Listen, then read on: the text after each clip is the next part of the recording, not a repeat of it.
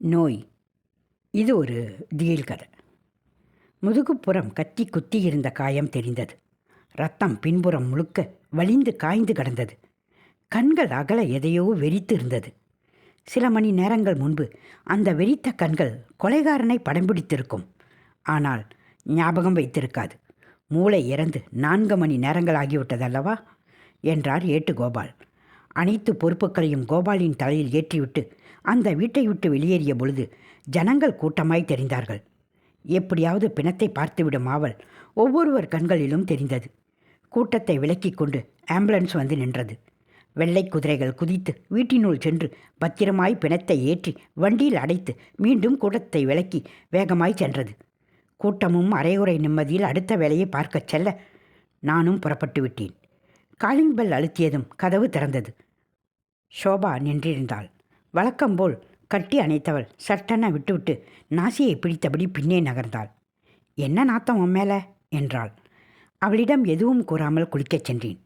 வழக்கத்தை விட நீண்ட நேரம் குளித்தேன். அந்த வெறித்த கண்கள் மீண்டும் மீண்டும் என் நினைவில் வந்து கொண்டே இருந்தது. மீண்டும் சோபா அருகே வந்தாள். என்னாச்சு? இம்முறை கொஞ்சம் பணிவும் தெளிவும் அதிகம் அவளிடம் தெரிந்தது. ஒரு கொலை. இதுக்கா இப்படி இருக்கீங்க? போலீஸ் வேலையில் இது சகஜம்தானே என்றாள். அதான் உங்கள் மேலே அந்த நாத்தம்மா? என்ன? அதான்ப்பா வந்ததுன்னு சொன்னனே உங்கள் மேலே ஒரே நாத்தம்னு. யா பாடியை செக் பண்ணும்போது ரத்தம் பட்டிருக்கலாம். உடலை விட்டு வெளியே வந்தப்புறம் எல்லாமே நாத்தம்தானே. உங்கள் தத்துவம் எனக்கு தேவையில்லை, வந்து சாப்பிடுங்க என்று சொல்லி நகர்ந்தாள். ஆச்சரியம். திருமணமான புதிதில் இவள் இப்படி அல்ல. அனைத்திற்கும் பயம் கொள்ளும் கோழை. எங்கள் முதலிரவன்று ஒரு கொலையை பற்றி அவளிடம் சொன்னேன். முதலிரவில் பேச வேண்டிய விஷயம் அல்ல அது. இருந்தும் ஒரு போலீஸ்காரனுக்கு சுவரஸ்யம் மிக்க காதல் கதைகளை சொல்லத் தெரியாது. கேட்டதும் மயங்கிவிட்டாள். காதல் மயக்கமல்ல, வெறும் வார்த்தைகளுக்கே மயங்கி விழுந்தவள் இப்போது அதை முகர்ந்தும் உணர்ந்தும் சகஜமாகி போனாள். ஆனால் நான் அப்படி சகஜமாக இதை எடுத்துக்கொள்ள முடியாது. எனக்கு இந்த கொலை 10ஓடு 11 இல்லை.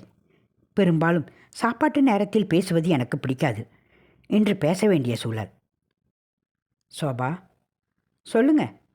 இப்பொழுதெல்லாம் இது உன்னை பாதிக்கிறது இல்லையா? எது?